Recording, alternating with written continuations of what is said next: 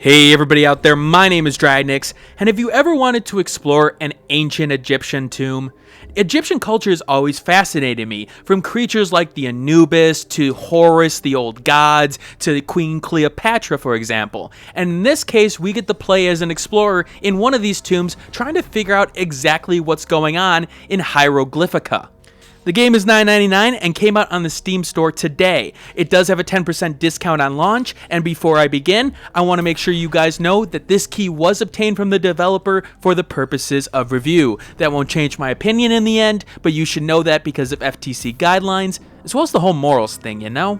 So what is Hieroglyphika? Well, it's a turn-based roguelike game, and it's one of my favorite genres. But this game is a little bit different from other games in the genre, games like Death Skid Marks, or even roguelites like Rogue Legacy. For example, in Rogue Legacy, when you bought a sword from the smithy, it would tell you exactly what the sword did. Maybe it gave you an extra health for killing an enemy. Well, that's not the case in Hieroglyphika. Although it does tell you, it just tells you via symbols and pictures, very similar to hieroglyphics back in ancient Egyptian culture, hence the name of the game, of course. Alright, for this run, for example, I found myself a nice little shield and a nice axe in some of the sarcophaguses here. Sarcophagi, I don't know how to pronounce it, but you guys get the idea.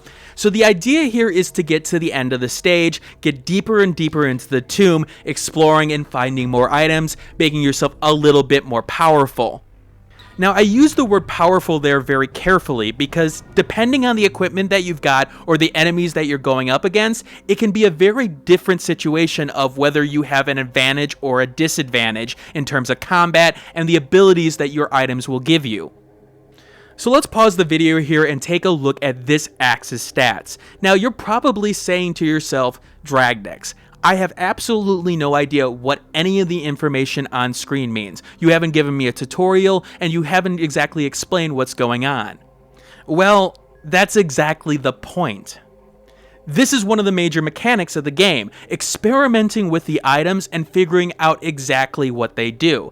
Now, for example, this axe that I've equipped, I know that it sets enemies on fire. And taking a look at the picture there, if you notice the axe symbol and what's to the right of it, that's a symbol for fire. It's telling me that it's able to set enemies on fire, just not directly. So as I go through the game and get more information about what all these symbols mean, I can use that information to my best abilities at this point. Because one of the great things about the design of this game is that each item has a clear strength and weakness against the enemies in question. Now, even at this point, I still don't know exactly everything that's going on here. This spell, for example, no idea what it does. I know that I can cast it on myself, and it has some effect, but what that effect is, I haven't determined yet. Now, I do have one major complaint, and that has to do with the UI here. Now, it's great having that information on screen, and when I hover over something, it shows me that item. But even if I don't select anything else, the information goes away, and I don't see the reason for that.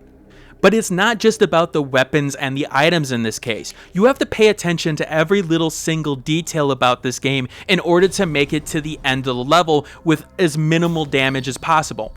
Now, I kill this enemy here and he drops a negative health, which unfortunately goes right for me. Now, in certain cases, that may be beneficial. Wait, how is negative health beneficial in some cases?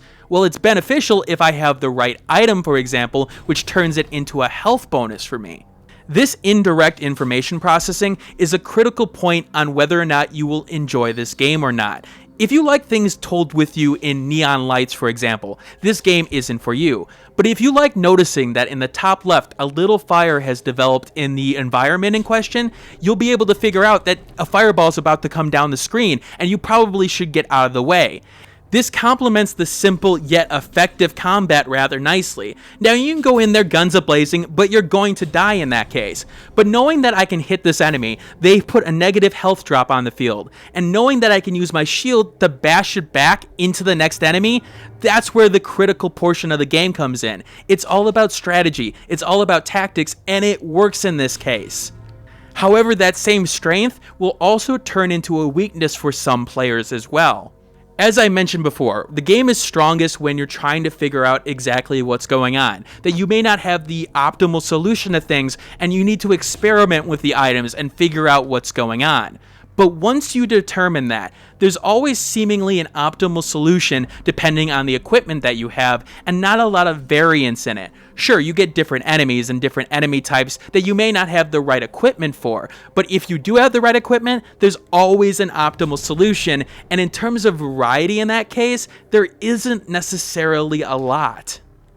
That's not to say that the items here aren't unique from each other. The fact is that getting this wind spell, for example, even though it's very similar to the shield bash, it changes things a lot. The ability to throw a wind blast at someone and push them into the wall, causing them damage, is rather fun. It's just that over time, you'll see that item over and over and over again. I do think that if the game gets a little bit more in terms of item variety, it definitely can have a greater effect for the longevity of the game.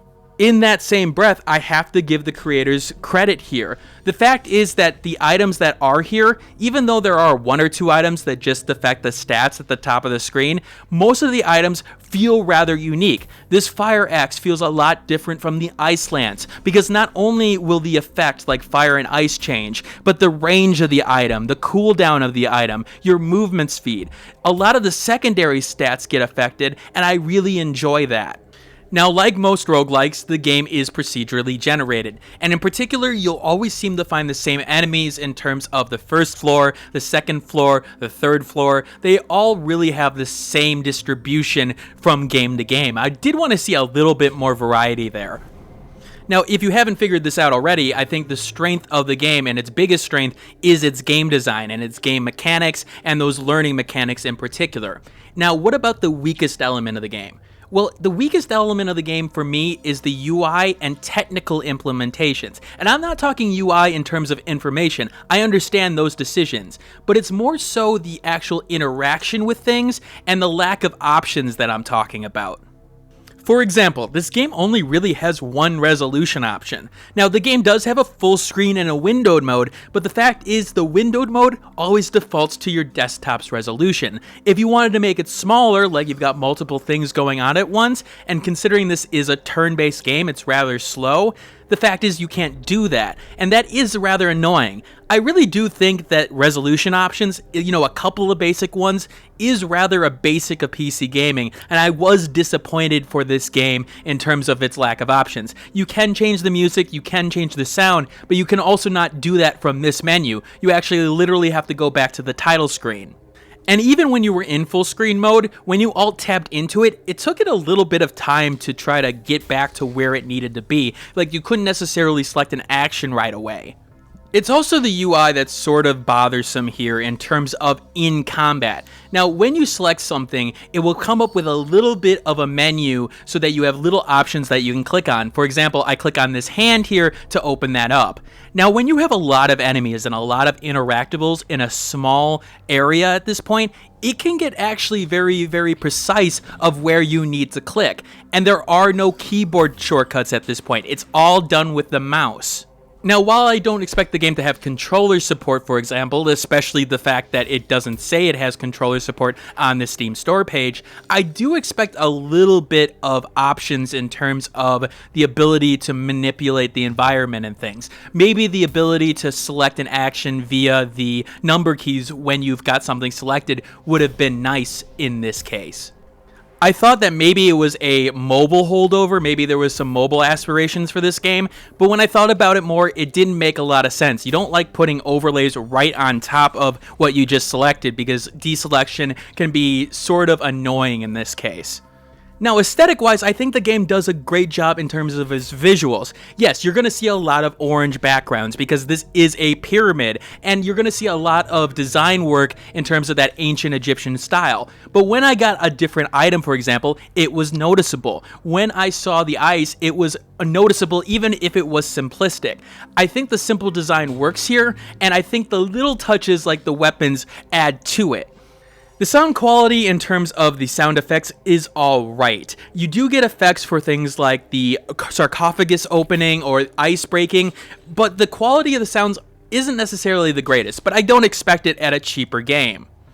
Where the game's presentation fails is its music. There seems to be only one track that plays over and over again. Now, if there are more than one track, I wasn't able to determine, the differences between them. And in particular, in this case, the repetition of that one track, it was very easy to see where it started and where it ended. So I could hear that repetition, and it just caused me to turn it off almost immediately.